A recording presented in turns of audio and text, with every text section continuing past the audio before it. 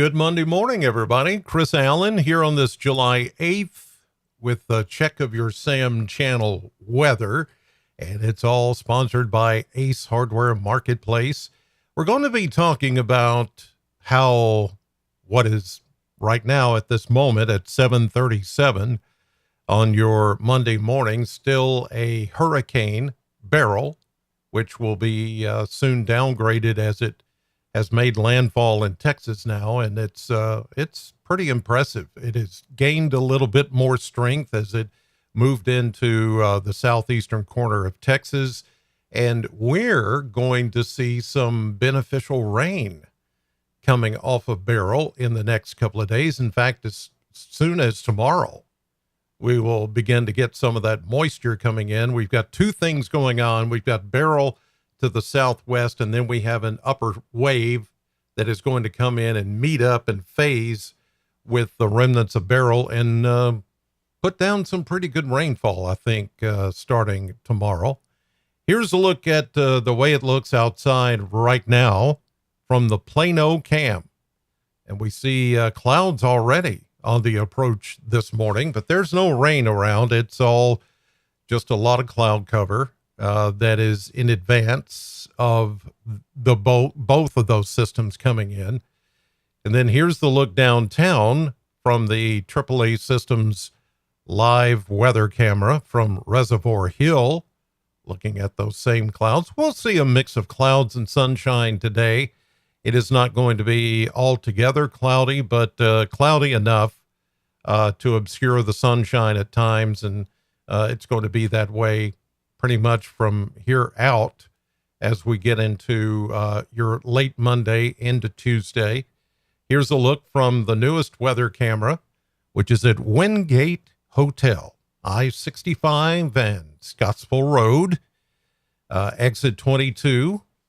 And there you see the cloud cover continuing to gather. But for the most part today, it's going to be dry. I don't foresee us getting any shower activity today. There might be a sprinkle somewhere back to the west of us, but I don't think we're going to see much more than that. But let's take a look at Beryl and how we think Beryl is going to influence our weather. It is the big news this morning in weather, and all the weather networks and even the news networks covering it this morning, because it is bringing some very heavy rain down around Houston, Texas, Lufkin, all the way up to Texarkana, even Shreveport, starting to see some of that. And there you see the eye wall and the outer rain band circulating around Beryl. So it has made landfall as a Category 1 hurricane with winds at 75 miles per hour. But now that it has made landfall, it's going to start to weaken. But man, these rain bands are something else. We're talking about some serious flooding in the southeastern corner of Texas, and then eventually into Louisiana, and eventually into parts of Arkansas. And it's just going to keep moving north and east as this trough to the west of us, it starts to phase with that. Here's the trough back to the west. We can see some of that moisture even now in Missouri and back into Oklahoma. This is the upper wave that is going to come into the remnants of Beryl. And as the two phase together somewhere over Arkansas and Missouri into late tonight and tomorrow, then it's all going to move right across western Kentucky, right along the Ohio River and the Wabash River. And that's going to squeeze out a lot of moisture for us. It'll be a windy day tomorrow and a rainy day. And there's even a threat because of the circulation coming off of Beryl. There's even a threat that we could see maybe a strong thunderstorm, a severe thunderstorm, possibly even a tornado. Just there's a low risk, but it's a possibility. We're not going to rule out that possibility because it's that storm, of course, has a really good spin to it. And with it phasing with this upper storm, that's upper wave that's back to the west, these two are going to hook up and come right through the area tomorrow. So that's why we're looking at this severe weather threat for tomorrow. I'll show you that, how the Storm Prediction Center has laid all that out for you here in just a few minutes. But yep, that's what we got to look forward to. It looked like at first it was going to be more into Wednesday, but now it looks like it's going to be tomorrow when we start to feel and see the deeper moisture and the possibility of some stronger storms, heavy rain, and even that maybe tornado threat. We'll just have to see how that plays out. Here's a look at the Kentucky Mesonet this morning, and we have temperatures under the clouds starting off in the 70s for the most part, and we can also feel some of the moisture and humidity coming back that was not there during the course of the holiday weekend, which was fantastic. Hopefully you were able to get out and do some things this past weekend, because now it's going to turn a little stormy. Here's a look at dew points, upper 60s to low 70s across the area. Winds coming, well, they're kind of light and variable, coming out of the east, southeast for the most part, very light. The winds haven't picked up today, but they will once the systems approach, both the upper wave and especially from Beryl.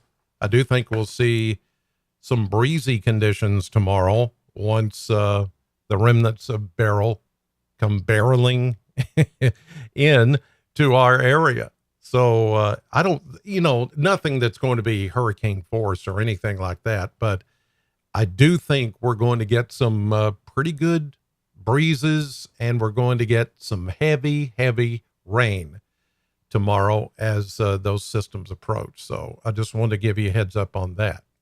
Let's take a look at the model blender on this Monday morning and see what's going on there. Here you can see the influence of that upper wave and the remnants of Beryl coming through. We may go 90 today. 92 may be pushing it a little. 73 or so tonight. Then upper 80s. They've got 90 here tomorrow, but I'm going to go upper 80s with the clouds and the rain. We may get a little sun at times tomorrow, and that would enhance any kind of strong or severe thunderstorm activity around those rain bands as they begin to move in. So it's a possibility. After that, though, you see on Wednesday, only 83. I'm looking at maybe just 80, because we will be under a full day on Tuesday of rain and thunderstorms, cloud cover Tuesday night, and pretty much all day Wednesday until those systems move away. So it could go even lower than 83 on Wednesday. Then back to 85 to 87 on Thursday. All next week, though, this weekend and all next week, we are looking at 90s each and every day, mid-90s on top of that, with, of course, humidity coming back. It's not going to be like this past weekend when we were, the benefactors of that really nice air mass with the lower dew points, and it just felt good. It looked good. Everybody was out at the lakes. Woo, it was nice. All right, here's a look at the maps, and we can watch the upper wave and the remnants of Beryl come through. This is right now, just cloud cover. Here's our upper wave or cold front that's back to the west, and here we're beginning to see the effects of Beryl. There's Beryl coming in this morning, and it's going to be steered off to the north and east over time. Let me zoom out a little so you can see how both of these are going to work in tandem to enhance our rainfall potential here in southern Kentucky. Here we go into this afternoon. Beryl downgrades to a tropical storm. Here we go into tonight, begin to phase. Here's the phasing starting to take place now into tonight and tomorrow. Notice we stay rain-free early, like after midnight in the morning. But here comes both systems now phasing together. As we get into Tuesday morning, our rain showers will begin. Heavier rain and thunderstorms are going to be more northwest of this remnant low, as the two systems have now phased or will have then phased together by tomorrow morning. Our heaviest rain will start to come tomorrow afternoon and evening. Now, as the remnant low moves through northeastern Arkansas, starts to get caught up in the upper flow, there's also a warm front that's going to pass through and go north of us. And it's then when we could see enough of a break in the rain to allow some sun to heat up the atmosphere. And that is when we could actually see the possibility of some severe storms. And there will be a lot of spin here in the atmosphere. So if those storms get going with that spin, then yes, there could be a brief, small tornado somewhere in our area or around our area until that low pressure system moves off. So that's why we are now, and look at that negative tilt there as the system becomes a bit occluded, wraps around itself, keeps the rain in the forecast even Wednesday. Here we go into Wednesday evening into Thursday morning. We do begin to clear out. High pressure takes over. We see clearing, and not a bad day on Thursday, Friday, and actually Saturday and Sunday is just going to heat up again. Here's Saturday, here's Sunday. We're going to be back into the 90s through that time. So just, it's summer. Plan on that heat being back here in our area. Now, let me show you before I leave the severe weather threat for tomorrow. And it's not a big threat. It's just a threat. Okay. A possibility.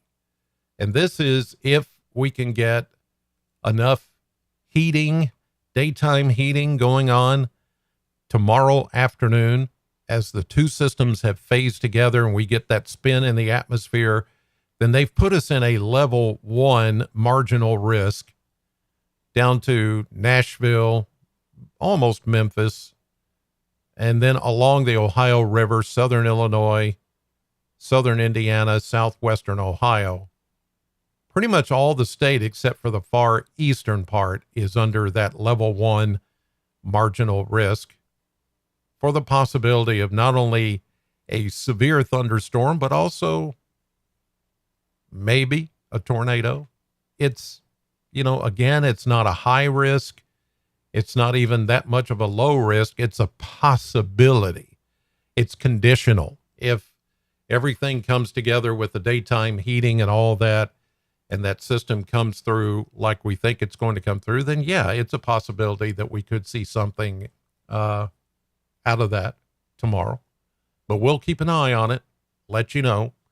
In the meantime, I'm on the radio right now.